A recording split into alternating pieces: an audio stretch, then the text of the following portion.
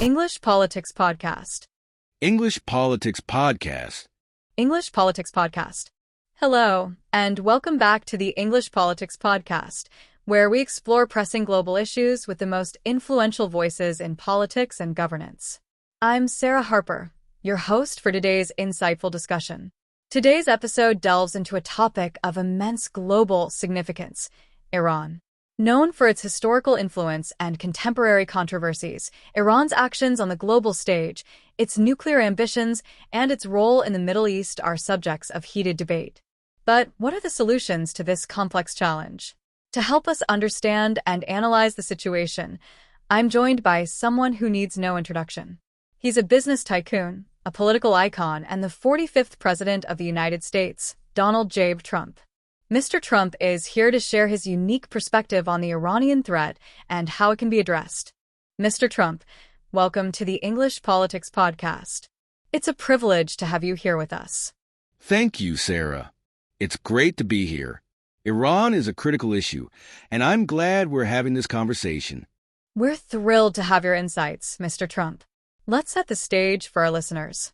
For decades, Iran has been viewed as both a regional power and a global challenge. Its pursuit of nuclear capabilities, support for proxy groups, and influence in the Middle East have caused tension worldwide. Your administration took bold steps in dealing with Iran, including withdrawing from the Iran nuclear deal and implementing the maximum pressure campaign. Today, we aim to explore those decisions and hear your thoughts on the current state of U.S.-Iran relations and the future of this ongoing issue. But first, before we delve into the policy aspects, can you briefly share your perspective on why Iran's behavior poses such a threat to global peace and security? Absolutely, Sarah. Iran's leadership is driven by a dangerous ideology that seeks to destabilize the Middle East and extend its influence through aggression and proxy wars. Their nuclear ambitions, in particular, threaten not only regional peace but global security. During my administration, we recognize the need to confront Iran's actions with strength, and that's exactly what we did. Thank you, Mr. Trump. As we move forward, we'll discuss the steps you took, evaluate their outcomes, and hear your thoughts on what the future holds. Let's dive right into it. Let's start with some critical questions about your approach to Iran. Your administration's decision to implement the maximum pressure campaign was widely discussed. Can you explain the reasoning behind the strategy? The maximum pressure campaign was about cutting off Iran's economic resources, especially those that fund terrorism and destabilize the region. We imposed severe sanctions targeting their oil exports and financial sectors. By limiting their access to funds, we disrupted their ability to support proxy groups and pursue nuclear ambitions. This strategy sent a clear message: there would be consequences for their actions. Withdrawing from the Iran nuclear deal was a controversial move. Why did you believe this decision was necessary? The Iran nuclear deal was deeply flawed. It gave Iran financial relief while imposing only temporary restrictions on its nuclear program. The agreement didn't address their missile program or their support for terrorism. By withdrawing, we signaled that the U.S. wouldn't tolerate a deal that put global security at risk. A stronger, more comprehensive agreement was needed. Critics argue that your approach heightened tensions in the region. How do you respond to that criticism? Tensions were already high because of Iran's aggressive actions. My administration's approach wasn't about escalation. It was about deterrence. Strength is the only language Iran's leadership understands. By showing resolve, we prevented greater conflicts and stood with our allies in the region. Looking ahead, what do you believe is the best way to address the Iranian threat in the long term? The key is maintaining a position of strength while leaving the door open for diplomacy. Sanctions and international pressure must continue until Iran demonstrates genuine change. A long-term solution involves holding them accountable while working with allies to ensure peace and stability in the region.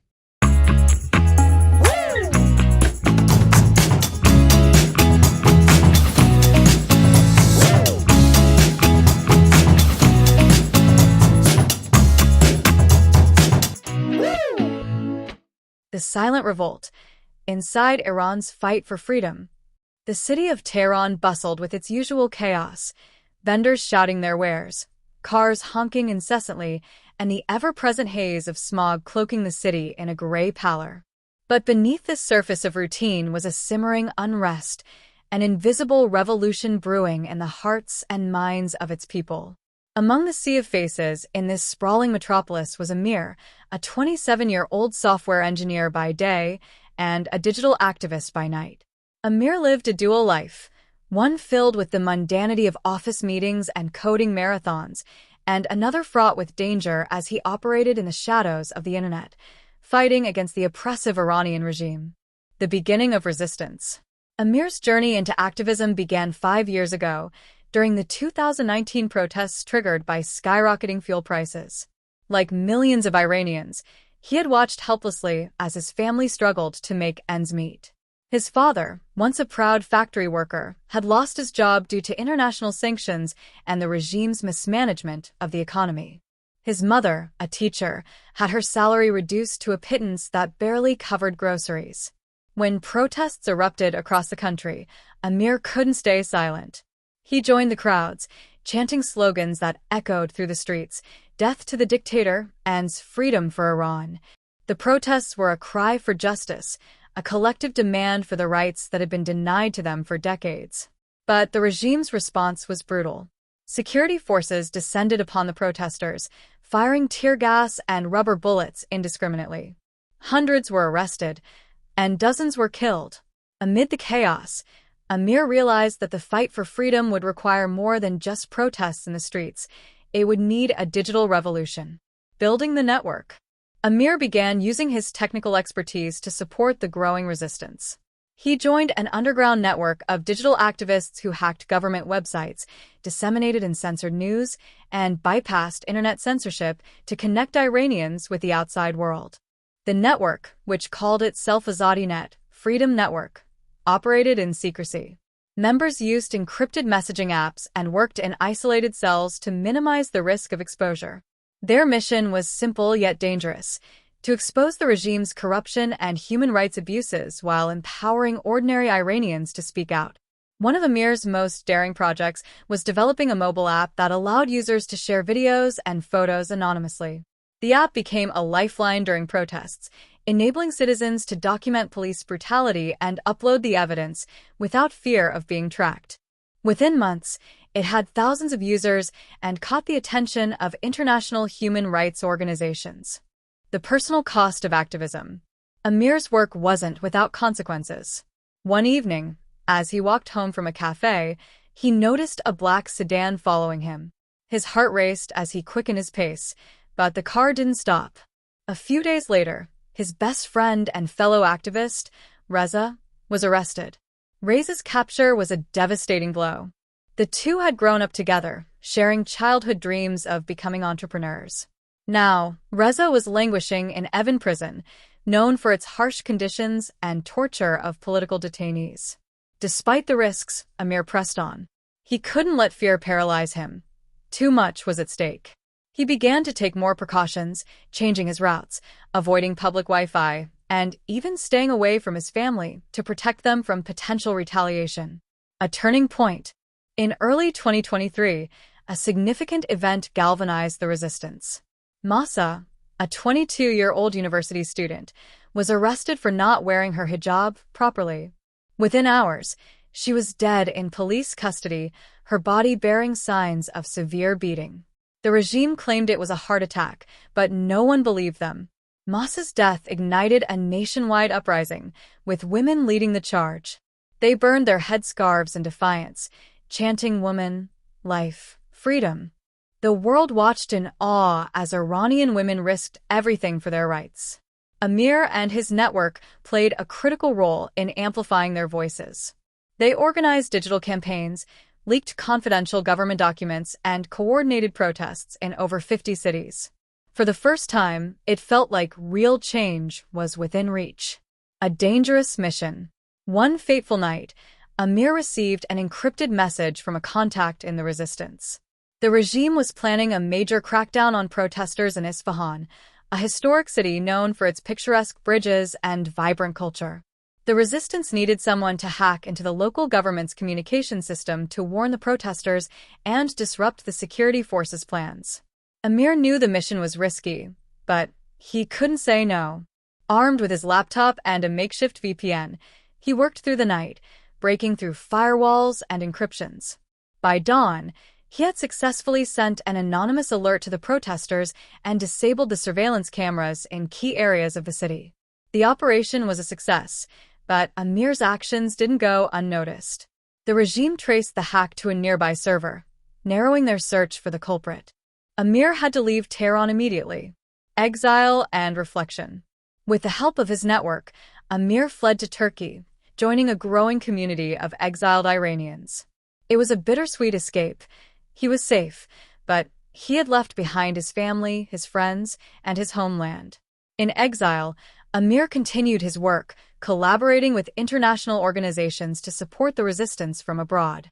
He gave interviews to foreign media, exposing the regime's atrocities and calling for global solidarity. His voice became a beacon of hope for those still fighting inside Iran. But as he gazed at the Istanbul skyline, Amir couldn't shake the feeling of loss. He missed the bustling streets of Tehran, the aroma of freshly baked Berberi bread, and the warmth of his mother's embrace. Yet he knew his sacrifice was necessary. The fight for freedom was far from over, and he was determined to see it through. The unfinished revolution. Amir's story is one of countless others, of ordinary Iranians who risked their lives for the dream of a free and democratic Iran. Their courage is a testament to the resilience of the human spirit, even in the face of unimaginable adversity. As the world watches, the question remains, will the international community stand with the people of Iran, or will their cries for help fall on deaf ears? For Amir and his fellow activists, the answer could mean the difference between liberation and despair. Their struggle continues, a silent revolt that grows louder with each passing day. And as Amir often says, freedom is not given. It is fought for.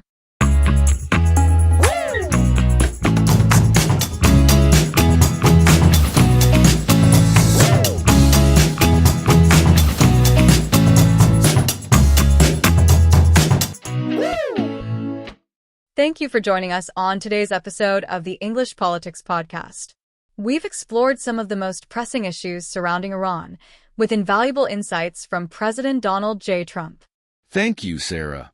It's been a pleasure discussing these critical topics.